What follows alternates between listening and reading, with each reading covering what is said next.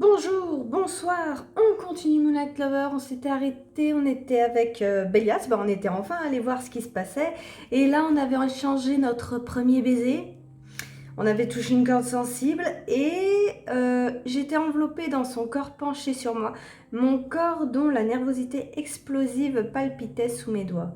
Une rage que rien ne pouvait calmer consumait Béliat, le jetait encore et encore contre moi. Ah oui, parce que du coup... Ouais, on s'était en fait arrêté en plein milieu d'un baiser passionnel là. On nous avait vraiment coupé au pire moment. Et j'y répondais de toutes mes forces. Ok, Luran. Quelque chose venait de se rompre en moi. Une vague déferlait. Une vague sur laquelle je n'avais aucun contrôle. Qui semblait grandir à chaque baiser, à chaque caresse, à chaque pression de nos mains sur nos corps. J'espère que ça va pas se finir en Covid parce que j'ai pas l'impression que Béliat soit vraiment en état. Quand je sentis la bouche de Béliat s'écarter légèrement de la mienne, je levai une main pour caresser son visage. L'humidité de la sueur glissa sous mes doigts. Comment je pourrais gérer ça? Tu ne comprends pas? Les autres, je me fous de leurs sentiments, mais les tiens, je suis obligée de les vivre, pardon. J'ai passé ma vie à faire abstraction des sentiments, y compris des miens. Et soudain, je ressens tout ce que toi tu ressens. Ah, d'accord, je vois. Attends, tu veux dire, quand tu me mords, ça a été le début. Quand je pouvais encore gérer, avant que ça enfle, que ça prenne de la place, que ça me ronge petit à petit, et que je cherche à les tordre, les détruire en revenant à ce que j'ai toujours fait, avant que ça empire en voyant que tu étais là. La boîte, la fille, la dispute que j'avais cru surprendre, le visage fermé de Béliat, sa gestuelle froide. Il la rejetait, avant même de m'avoir vue. Il n'avait jamais eu l'intention de la mordre. Oh mon Dieu, on est tous soulagés. Et ça ne devrait pas arriver. Je ne dois pas... Si je m'engage dans cette voie, Béliat, je ne comprends pas tout ce que tu ressens, tout comme je ne comprends pas tout ce que je ressens. Attends, parce que tu... Évidemment. Même si je préférais que ce soit autrement, pourquoi crois-tu que j'en ai été réduite à aller t'espionner, te chercher, exploser en te voyant avec une autre femme?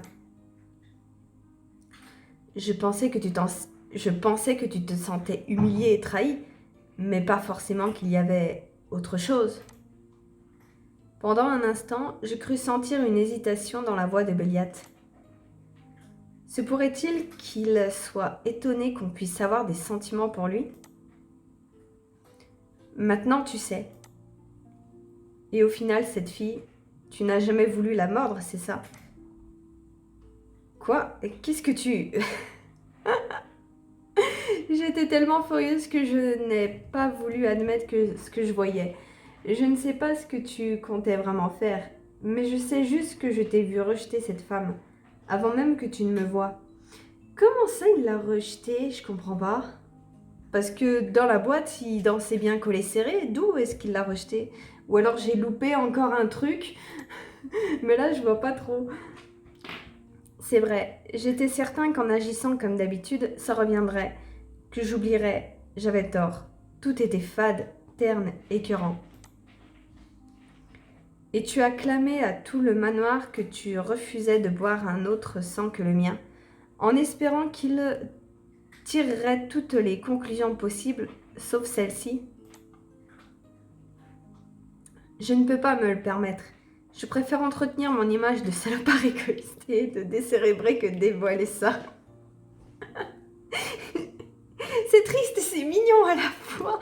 On dirait un enfant. Oh mon Dieu. J'étais troublée de voir Béliat rejeter ses sentiments de manière si catégorique. Mais je savais qu'il n'en parlerait pas plus ce soir. Pas en étant si fébrile. Pas en étant si affamé. En parlant de ça, je comprends pourquoi tu t'es mis dans une telle situation maintenant.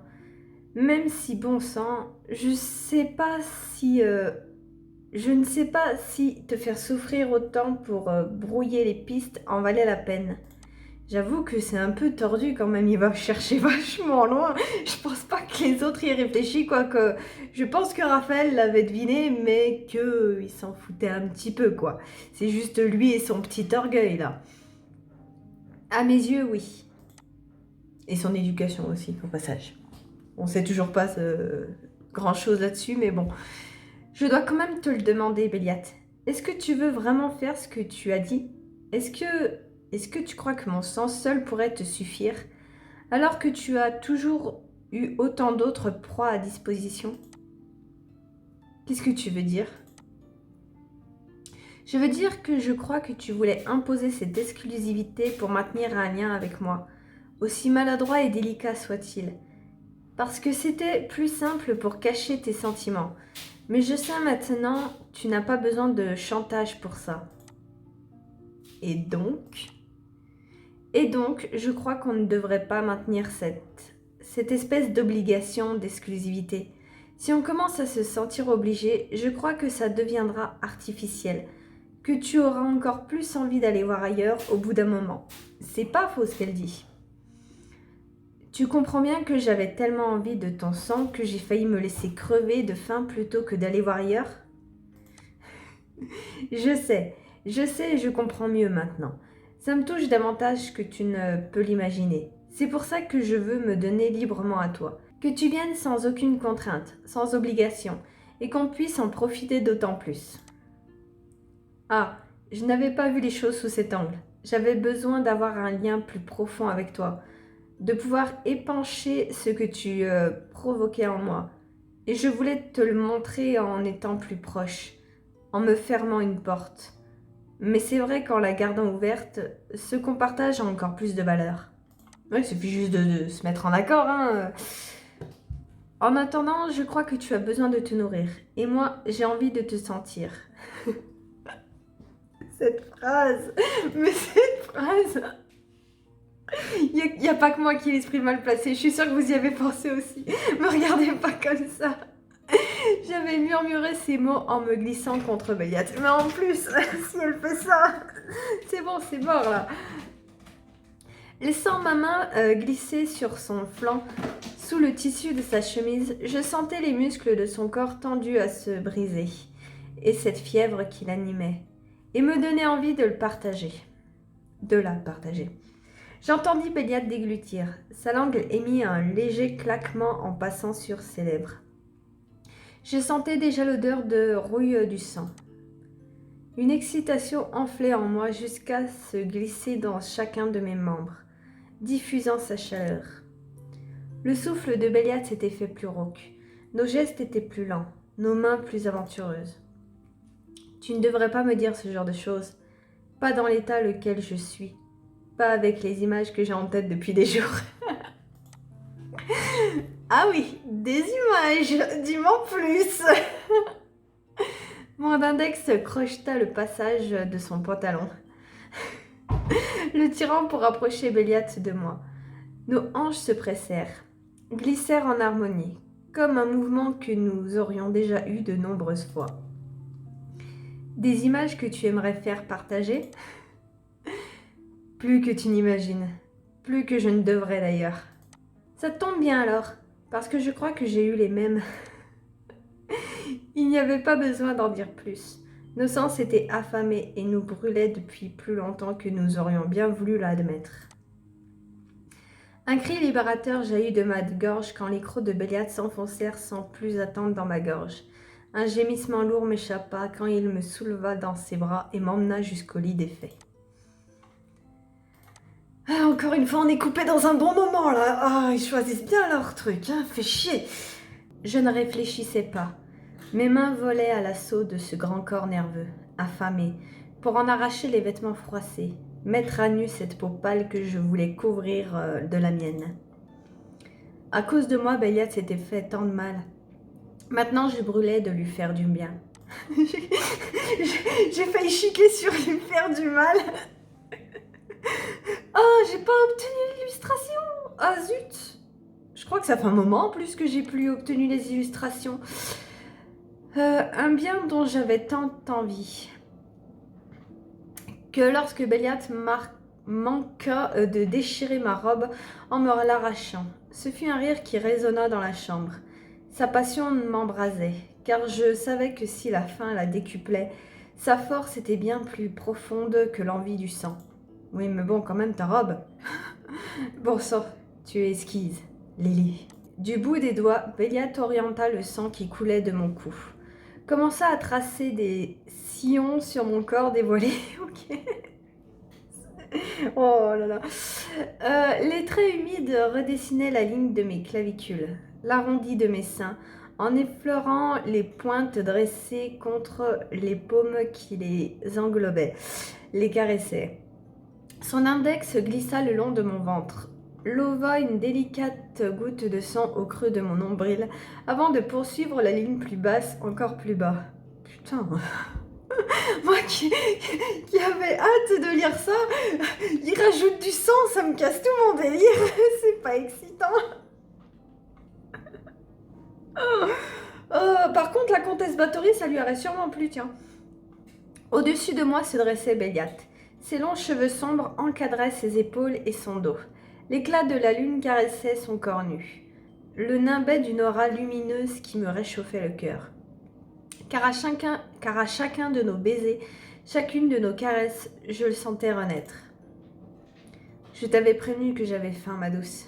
Je compte bien parcourir chacune de ces lignes, une à une, toute la nuit. Je ne m'endormirai que lorsque ma faim sera comblée, ainsi que la tienne. C'est tout ce que je voulais. Une nuit pleine de soupirs et d'une chaleur que seuls deux corps passionnés pouvaient se donner. Ah, c'est encore la nuit. Je devrais me rendormir. Je suis si bien. J'avais si sommeil. Je m'étais levée contre le corps de Béliat et il me réchauffait délicieusement. Son bras était resté autour de moi, à me maintenir dans son étreinte, et son visage était incliné dans mes cheveux. Je sentais sa respiration lente, profonde, apaisante. Il me semblait presque sentir encore le poids de son corps sur le mien.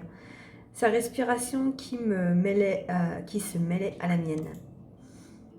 Une respiration dont le rythme me semblait étrangement rapide à présent. Un parfum que je ne reconnaissais pas flottait dans l'air. Une présence éveillait en moi une sourde impression de menace. C'était ça qui m'avait réveillée. Quoi ? Je me redressai brutalement dans le lit, les draps serrés contre moi.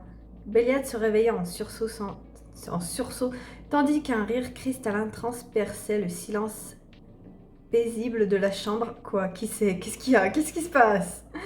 Un rire qui alluma en moi le besoin animal de m'enfuir en courant. Ah ! Je reconnais ces silhouettes. Elle avait parlé avec Béliat. Non, c'était pas Béliat, c'était Aaron. C'est quoi son nom ? Enfin, c'était une démon là avec des ailes. On l'avait surprise dans la cuisine avec Aaron en train de parler. Je crois qu'elle voulait se le serrer, mais lui, il voulait pas. Eh bien, mais quelle esquisse surprise! Si j'avais su que tu t'acoquinais avec de si délicates créatures, Béliat, mon chéri, est-ce que tu me présenterais ta délicieuse amie? Ah non, on se laisse là-dessus. Je savais bien qu'on n'était pas loin de terminer le chapitre, mais là c'est horrible. Chapitre 6. Ok. Ce devait être un rêve. La créature qui se tenait en face de nous ne pouvait que surgir de mon imaginaire détraqué. Je n'avais pas d'autre explication capable de justifier ce que je voyais. Une femme sculpturale se tenait au beau milieu de la chambre et me fixait droit dans les yeux. Puis elle se mit à me détailler de haut en bas, avec une absence totale de gêne ou de pudeur qui me tétanisa encore plus. Je resserrai le drap plus étroitement contre moi. Entendis Béliat rugir quelque chose que je n'écoutais pas, car ce n'était pas l'attitude de cette femme qui m'interpellait le plus. Au-dessus de ce regard dont l'intensité m'était étrangement familière, deux cornes effilées, pointaient au milieu d'une cascade de cheveux noirs, dont les mèches dégringolaient le long d'un corps parfait. Un corps relativement dénudé et marqué de marbrures écarlates, au motif aussi fascinant que dérangeant. Quand même, il y a une intrusion dans la chambre de Béat et elle, tout ce qui la marque, c'est le corps de la meuf. Elle vient quand même de violer votre intimité. Il n'y a que ça qui te gêne, vraiment. De part et d'autre de cette silhouette rêvée, une paire d'ailes luisantes et souples comme du cuir battait lentement. Oui, voilà, c'était ça. Oui, c'était ça. C'était elle qu'on avait vue dans la cuisine avec Aaron. Pardon, j'ai interrompu quelque chose. Si ce n'est pas encore fini, ça ne me dérange pas. Je pourrais peut-être... Oublie ça immédiatement. Sors d'ici, bon sang. Qu'est-ce que tu fais là? C'est bon, t'as fini? T'as mangé, t'as bu pendant que j'étais en train de jouer. Et maintenant que j'ai fini, t'as fini. C'est contradictoire, mon chéri. Si je sors, je ne pourrais guère t'annoncer la raison de ma visite. Ouais, mais t'es pas obligé de t'inviter dans son lit pour ça, hein. Je m'en fous, et arrête de la fixer comme ça. Tu as toujours été si prude sur le sujet. Si ça te gêne à ce point, je peux m'en occuper seule. Tu sais que je suis... J'ai dit non. L'altercation m'avait ramené à la réalité. Une réalité qui me fit l'effet d'un seau glacé renversé sur mon crâne. Je me couvris plus étroitement encore avec le drap, masquant la moindre parcelle de peau nue qui serait encore visible. Je ne délirais pas. Je n'étais pas en train de rêver. Cette fille était bien réelle. Oui. C'est cruel de me laisser un tel menu sous le nez. Alors, c'est toi qui viens t'inviter ici sans prévenir et pas plus saper qu'à l'accoutumée. En prime, tu pourrais enfiler quelque chose, bon sang. Oh, tu trouves que je ne suis pas dans l'ambiance? Je sens qu'elle va beaucoup me faire rire. Visiblement, cette fille superbe et à l'apparence totalement surnaturelle connaissait Béliat. Non, sans deck. Et si j'avais bien suivi, elle parlait de moi depuis tout à l'heure. Dis donc, qu'est-ce que c'est une flèche? C'est quoi cette histoire? Stop, ralentissez 2 minutes. Qu'est-ce qui se passe? Vous vous connaissez? Et pourquoi? Mais qui êtes-vous? Qu'est-ce que vous faites ici? Comment est-ce que vous êtes entré? Et... Béliat, qu'est-ce que cette fille fait dans ta chambre? Et qu'est-ce qu'elle est? Comment tu la connais? Ouf. Peut-être la A? Parce que ça revient un petit peu au même, je trouve, des trois. Mais qui êtes-vous? Qu'est-ce que tu fais là? Ouais. Regarde cette fille, qu'est-ce qu'elle fait là? Comment tu la connais? Ouais, je vais mettre là. Ah, je sais pas. Parce que là, ça va trop vite. En vrai, elle a raison. Stop, 2 minutes là. Ma voix mourut dans ma gorge quand le regard de la femme se posa de nouveau sur moi. Je compris ce qui me dérangeait. Le vert de ses yeux était si intense qu'il semblait presque surnaturel. Je voulais parler de son apparence, de ce qu'elle était, mais par où commencer? Cette fille est un vampire? Un vampire? Oh ma douce, je suis tellement plus que ça. Si tu ne savais rien de mon existence, alors sache qu'il y a tout un monde de possibilités qui t'est caché. Ok. Et je lui cède bien de ne jamais y mettre les pieds. Voyons, Béliat, mon cœur, je t'ai connu plus chaleureux lors de nos retrouvailles passées. Tu ne t'es surtout jamais pointé dans mon intimité de cette manière, à croire que tu l'as fait exprès. Ah, Béliat? Un malaise croissant s'emparait de moi, m'asséchait la bouche. J'étais toujours nue dans ce lit, avec Béliat à côté de moi, après une nuit incroyable. Une nuit qui prenait un tournant que je comprenais pas, et qui commençait à franchement m'effrayer. Moi, je serais plus agacée qu'autre chose. Béliat, sérieusement, c'est qui? Pourquoi elle est là? Elle va partir, immédiatement. Alors que Béliat repoussait vigoureusement les draps pour sortir du lit et enfiler pantalon et chemise, je surpris de nouveau l'air mutin de la femme et son regard sur moi. Elle se passa brièvement la langue sur les lèvres et m'adressa un large sourire. Je me tassai encore plus, juste au moment où Béliat la saisissait par le bras. Fous le camp, c'est la dernière fois que je te le dis. Je ne sais pas ce que tu fiches ici, mais on en parlera plus tard. Et je t'interdis de t'approcher des autres. Oh, tu dis ça à chaque fois. Tu as un tel rabat-joie. Je ne peux pas toucher à la petite biche, je ne peux pas tourner autour du grand loup, ni du bel aristocrate. Qu'est-ce qu'il me reste? Les petits ratichons et l'aveugle, pitié. Donc du coup, les ratichons, j'imagine que c'est Ivan et Ethan, c'est les plus jeunes, et bah, l'aveugle, c'est notre petit Raphaël. Hein. Par contre, attends, ratichon, j'ai envie, je me doute de la définition, mais j'ai envie d'aller la voir, attendez. Ah, pas du tout. De ce que j'ai trouvé, ratichon, c'est prêtre. Attendez. Oh bah tiens, le Larousse. Ouais. Non, oui, d'accord. Ouais, ratichon, nom masculin de rat d'église, populaire et vieux prêtre. Ok. Bon. Je savais pas que Ethan était un prêtre, je sais pas, ou alors j'ai du mal trouver la définition parce que ça me semble pas logique pour moi, mais bon, c'est pas grave. On sait ce qu'elle a voulu dire, c'est l'essentiel. Tu peux toujours retourner d'où tu viens pour qu'on s'occupe de ce que tu es si avide d'exhiber. Mais tu laisses mes amis et surtout, tu la laisses elle.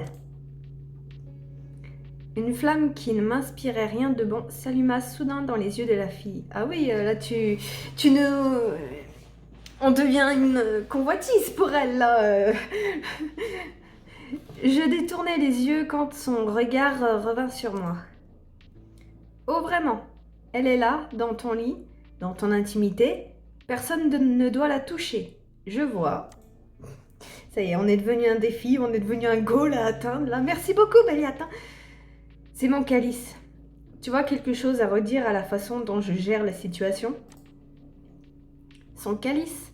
Qu'est-ce que ça venait faire là? Bah, il remet les choses en place. Vraiment, voilà qui est intéressant. Elle a l'air d'être ta source de nourriture à plusieurs niveaux alors. Et si vous partagez des sensations, que tu peux en faire ce que tu veux, oh chérie, ça devient tellement intéressant qu'il va falloir que tu m'en dises beaucoup plus que ça. Elle a l'air d'être hyper fatigante. Elle a l'air d'être marrante, mais hyper fatigante. Au cas où ça vous aurait échappé, je suis là. Je ne suis pas un accessoire à votre disposition, même si vous avez l'air de penser le contraire. Et Béliat ne vous laissera pas faire de toute manière. Béliat, tu peux la faire sortir s'il te plaît? Je crois qu'il faut qu'on parle. Elle espère que je sorte de mes gonds et que je me donne en spectacle. Elle peut toujours espérer, je ne lui ferai pas ce plaisir. Bah moi, si en fait, en vrai, moi je garderai le silence parce que j'ai l'impression que de toute façon, peu importe ce qu'on va faire, ce qu'on va dire, oh, on n'arrivera pas à se faire entendre, donc bon. Ce regard à la fois furieux et intense, je commence à lui trouver un certain charme, tu sais. J'ai rien dit, oubliez ce que j'ai dit. Au-delà de ce joli petit corps que je devine sous les draps. Dommage pour toi, tu n'en verras pas plus. D'accord, je vais y aller. Inutile de me jeter dehors, Béliat. Je passerai te voir quand tu seras plus au calme. N'y compte pas, c'est moi qui te dirai quand et où. Et en attendant, tu débarrasses le plancher. Oh, tu sais bien qu'aucun homme ne m'a jamais dicté ma conduite, même pas toi. Et ce n'est pas aujourd'hui que ça va commencer. On se verra plus tard, joli cœur. Je vis la femme se pencher et plaquer un baiser sur la joue de Béliat. Un baiser qui, il me semble, dura un peu trop longtemps pour un simple témoignage d'amitié. Bah déjà, t'as de la chance que ça soit sur la joue que sur les lèvres. Mes yeux ne pouvaient se détacher de ses cornes, ses ailes, ses marques sur sa peau. Quand elle se recula et ouvrit enfin la porte pour s'en aller, elle m'adressa un clin d'œil appuyé, sa main traînant sur le bras de Béliat. On se verra aussi, ma petite biche, ne t'en fais pas. Je suis impatiente de te recroiser. Et sur ce rire cristallin qui m'avait réveillée en sursaut et me causait un indicible malaise, la porte claqua. Nous étions seuls dans la chambre de Béliate. Alors, je craignais un silence pesant, mais Béliate se retourna aussitôt vers moi. À ma surprise, son expression n'était pas embarrassée ou tendue, comme je m'y attendais. Il était très sombre. Je suis désolée pour ce qui vient de se passer et pour ce que je vais devoir te dire maintenant. Ah, tu me fais peur là. Comment ça? Qu'est-ce qui se passe, Béliate? Cette femme, il va falloir que je te demande de me faire confiance à son sujet, parce que je ne peux pas te révéler son nom, ou qui elle est. En tout cas, pas pour le moment. Pourquoi? Donne-moi une bonne raison. C'est une blague? Quoi? Et il pense s'en tirer si facilement? Mais pourquoi? La A ou la B? La A me plaît bien parce que en vrai, ça serait ma réaction. Je serais en mode, il est sérieux? Plus la A, du coup. Ça me correspond mieux pour le coup. Béliate, tu es sérieux là? Je me réveille pour trouver une femme extrêmement bizarre plantée dans ta chambre, une femme qui a l'air de bien te connaître et m'a dévisagée comme une pièce de viande, et tu espères t'en sortir en faisant l'impasse sur deux informations aussi basiques que cruciales? Je me doutais de ta réponse. Non, elle est juste normale, sa réponse. Tes questions sont légitimes, mais c'est vraiment compliqué. Et pas compliqué dans le sens j'ai des problèmes sentimentaux. C'est vraiment compliqué. Alors je suis désolée, mais même si c'est pas dans le sens des problèmes sentimentaux, c'est pas aussi compliqué que ça. Juste. J'aurais préféré qu'on se réveille très différemment. J'aurais aimé, après une nuit pareille, après ce que tu m'as dit et ce que tu m'as donné, pouvoir m'occuper de toi comme tu le mérites. Béliate. Et je compte bien le faire, tout comme j'ai la ferme intention de te protéger. Et pour l'instant, ça passe par ce que je viens de te demander, même si ça doit te sembler particulièrement injuste. En effet, j'ai du mal à comprendre.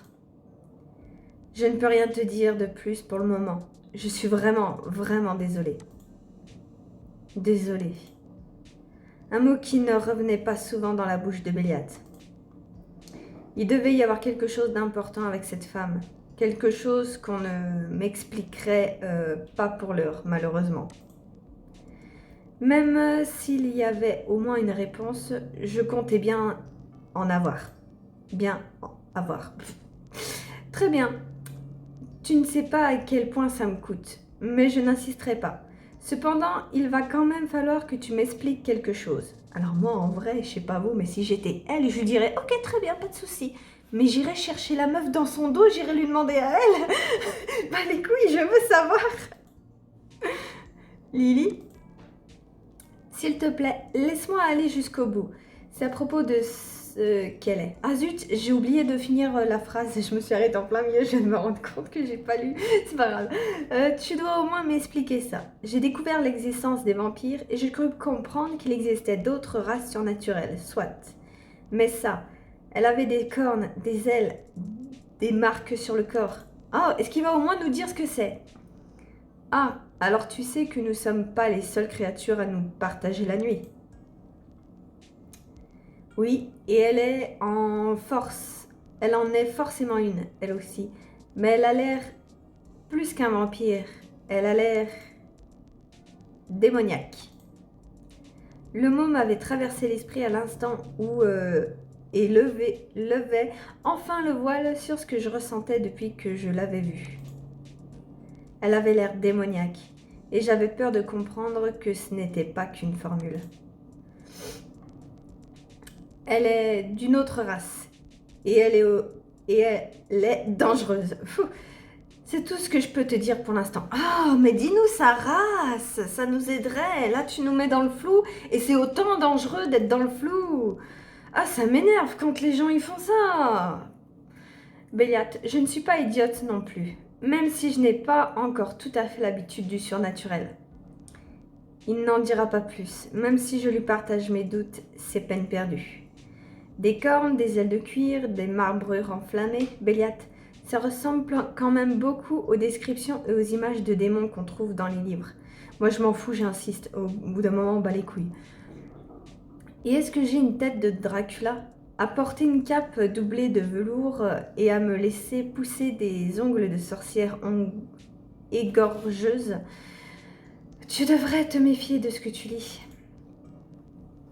Bon. Ça ne me plaît pas quand même. Il y a déjà assez de mystère dans ce manoir. Bon, eh ben on s'arrête ici. Je suis contrariée. C'est pourtant pas compliqué de nous dire si c'est un démon. Et de nous expliquer qui c'est pour lui. Je suis désolée, mais là il fait des manières pour rien. Et c'est... Ah, ça m'énerve les gens quand ils font ça. Surtout, ouais, quand je dis, il dit qu'elle est dangereuse et tout ça, mais justement, nous laisser dans le flou, ne pas nous dire, nous prévenir, c'est encore plus dangereux parce que, juste moi, par esprit de contradiction, si j'étais à sa place, j'irais vers elle, j'irais vers ce potentiel danger. Juste dire que c'est un danger, ça suffit pas. Sois plus clair. Mais bon. Je pense qu'on va vite savoir ce que c'est. Je crois qu'on est... Ouais, on est quand même au chapitre 6. Donc on va vite découvrir qui c'est. Et je pense qu'on va la recroiser. Je pense qu'elle-même va venir nous chercher. Enfin, j'espère. Parce que j'ai envie, du coup. Allez, je vous laisse. À la prochaine.